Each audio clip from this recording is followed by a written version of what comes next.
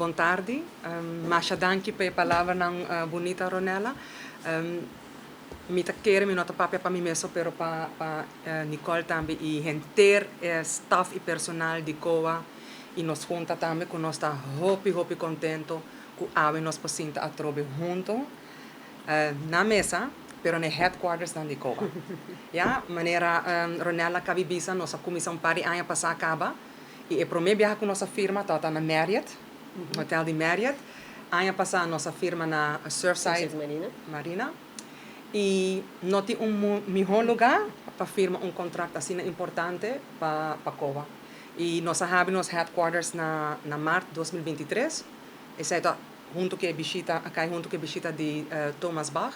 E para nós o headquarters aqui está muito importante. É caso de nós atletas, é caso de federação. Pero viendo back riba e partnership que nós temos com ATA, para nós está sumamente importante para ter continuidade. E com ATA, esse nos awak e nós está muito contento com nós provisa que a nós firma contrato de 2 anos. Passo esse é o resultado do trabalho que nós também fazemos e trabalho de maneira transparente também. Passo sempre nós vai back na ATA para explicar o que nós fazemos, o logro não, o que nós intencionamos tá, não para atleta não só, mas também para COA em geral, para a comunidade.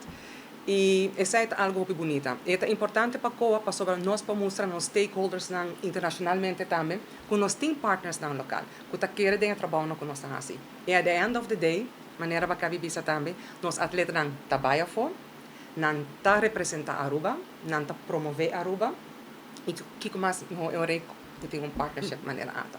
E até hoje nós temos, em verdade, 3 atletas que trabalham em Paris, nós estamos sumamente contentes com isso, nós estamos guardando algum resultado, nós quizás nós trabalhamos com mais, pero dia mais nós estamos muito contentes para com a confiança e nada nós não passamos sem nos valor olímpico e isso é algo que me avisa de basta tempo acaba, nos valor olímpico está nos fundeixe.